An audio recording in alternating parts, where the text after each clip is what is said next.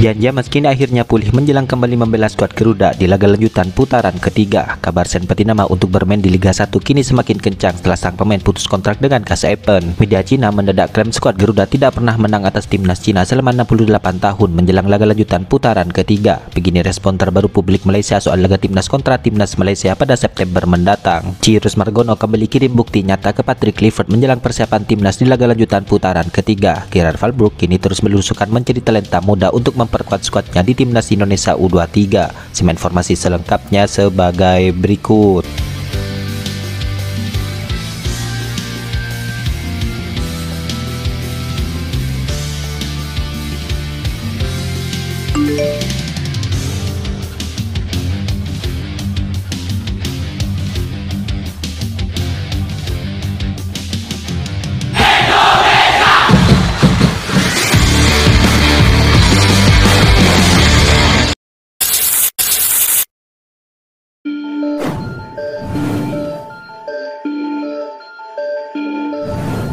Jan James kini memberikan kabar baik bagi timnas Indonesia, di mana bek kiri tim merah putih tersebut kini telah pulih dari cederanya. Ya, Jan James sebelumnya mengalami cedera di saat memperkuat klubnya di ajang domestik dan harus menepi dari sejumlah laga pentingnya. Selama masa pemulihan, ia menjalani latihan ringan untuk memulihkan kebugarannya secara bertahap. Usahanya pun kini membuahkan hasil positif, di mana ia kini kembali masuk ke dalam daftar pemain yang dipertimbangkan tampil di pertandingan terdekat klubnya kontra Petuole. Kabar baik dari ruang medis, Jan James kembali tersedia untuk laga hari Minggu, tulis akun di Instagram resmi klubnya. Ya, kondisi sang pemain juga dikonfirmasi oleh pelatih klubnya, di mana ia menyatakan bahwa Jan James sudah cukup bugar untuk masuk ke dalam skuad yang akan dibawa nanti menghadapi Petuole. Paul Simonis menyampaikan kabar baik, Jan James sudah cukup fit untuk dipilih dalam pertandingan melawan Petuole, tulis pihak klubnya. Ya, kembalinya Jan James ke lapangan juga menjadi angin segar bagi timnas Indonesia yang akan menjalani dua laga penting di laga lanjutan putaran ketiga, di mana skuad Garuda dijadwalkan akan menjamu timnas Cina dan juga Jepang pada Juni mendatang. Dengan pulihnya sang pemain, maka opsi di lini pertahanan tim merah putih kini kembali bertambah menjelang dua laga tersebut.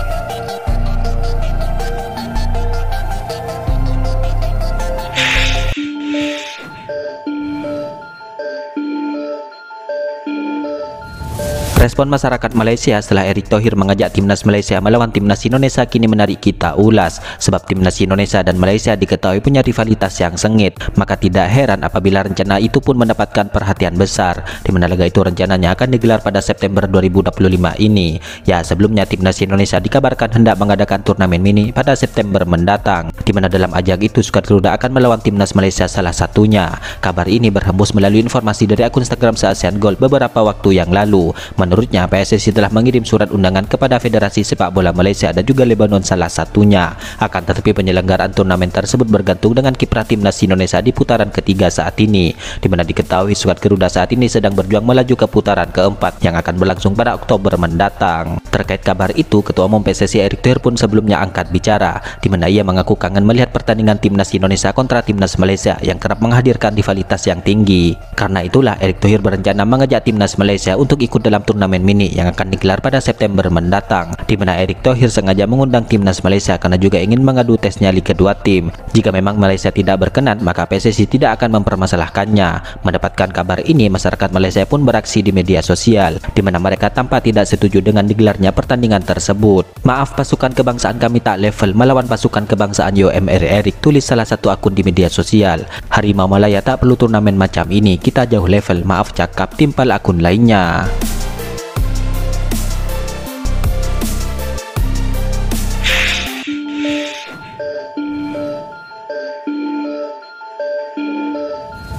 Media Cina yaitu Sohu kini mengklaim bahwa timnas Indonesia tidak pernah menang atas timnas Cina dalam 68 tahun terakhir. Lewat halamannya, media tersebut mengunggah tangkapan layar rekor pertemuan 8 pertandingan antara timnas Cina kontra timnas Indonesia sejak 1963 hingga 2024. Namun hal itu mereka tanpa menyertakan sumbernya dari mana. Melihat sejarah pertemuan kedua tim dalam 68 tahun terakhir, Cina mencetak rekor luar biasa dengan 9 kemenangan dan 3 hasil imbang melawan timnas Indonesia tanpa pernah kalah sekalipun, tulis Sohu. Ya, selain itu Sohu pun menarasikan bahwa kemenangan terakhir tim merah putih atas timnas Cina terjadi pada 1957 di kualifikasi Piala Dunia 1958. Kala itu skuad Garuda menang 2-0. Terakhir kali Cina kalah dari timnas Indonesia adalah pada 1957 ketika timnas Indonesia menang 2-0 di kandang mereka. Tetapi jelas itu sudah menjadi sejarah yang sangat lama, jelas Sohu. Ya, terdekat timnas Indonesia akan menghadapi timnas Cina di laga ke-9 grup C putaran ketiga di Stadion GBK pada 5 Juni mendatang. Dalam hal ini menarik menantikan laga tersebut, mengingat kedua tim sama-sama mengincar kemenangan demi menjaga asa lolos ke Piala Dunia 2026.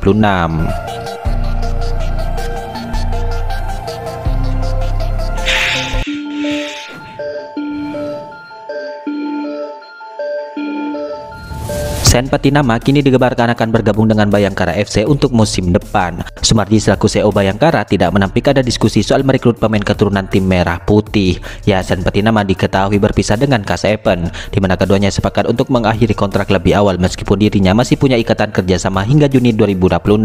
Kasepen dan Sen Patinama telah sepakat untuk mengakhiri kontrak mereka. Pemain internasional Indonesia tersebut akan meninggalkan klub setelah musim 2024-2025, tulis akun Instagram resmi Kasepen. Ya, perpisahan itu langsung memicu kabar soal Sen Patinama akan bergabung dengan salah satu klub di Indonesia, di mana Bayangkara FC disebut-sebut berminat untuk menggunakan jasanya di Liga 1 musim depan. Sumardi mengatakan bahwa terkait Sen Patinama memang sedang dibahas di dalam internal timnya, namun ia belum bisa berbicara detail untuk saat ini. Pelatih Bayangkara FC sedang diskusi, kata Sumardi kepada Okezone pada Jumat 9 April 2025 ini. Ya, Bayangkara FC saat ini sedang menyiapkan diri setelah promosi ke Liga 1 di musim depan, di mana mereka kini dipastikan akan bermarkas di Stadion Sumpah Pemuda Lampung. Kehadiran Sen Patinama tentu akan menambah kekuatan bagi Bayangkara FC, apalagi ia memegang paspor Indonesia sehingga tidak akan terhitung sebagai legenda asing. Ya, dalam hal ini tentu menarik menantikan kabar lanjutan tersebut.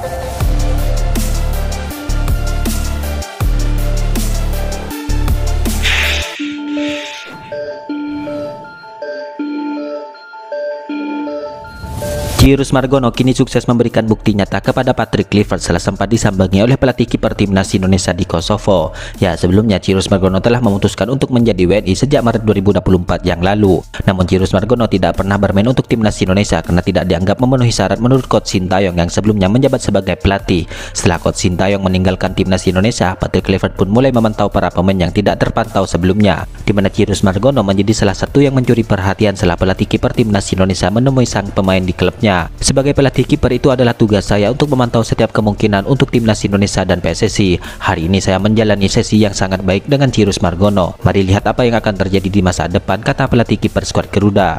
Ya, setelah sempat menganggur seusai meninggalkan klub asal Yunani, Cyrus Margono pun kini sudah membela KV Dukak Gini, di mana tepat di musim ini ia sudah melakukan 16 pertandingan di semua ajang dengan yang terbaru adalah menghadapi Pristina pada Rabu kemarin. Duel tersebut berakhir dengan skor akhir kacamata, yang berarti Cyrus Margono berhasil mencatatkan clean sheet bagi klubnya. Ya, di sepanjang musim ini Cyrus Margono telah mengukir beberapa clean sheet alias tidak kebobolan dalam sebuah laga, di mana ia mencatatkan total 4 penyelamatan dan membantu Dukak Gini bersaing di peringkat ke-7 klasemen sementara. Tentunya pencapaian ini menjadi bukti nyata dari sang kiper untuk bisa ikut bersaing di skuad Garuda nantinya, di mana Cyrus Margono diharapkan bisa ikut andil nantinya di beberapa turnamen tim merah putih di berbagai kelompok umur.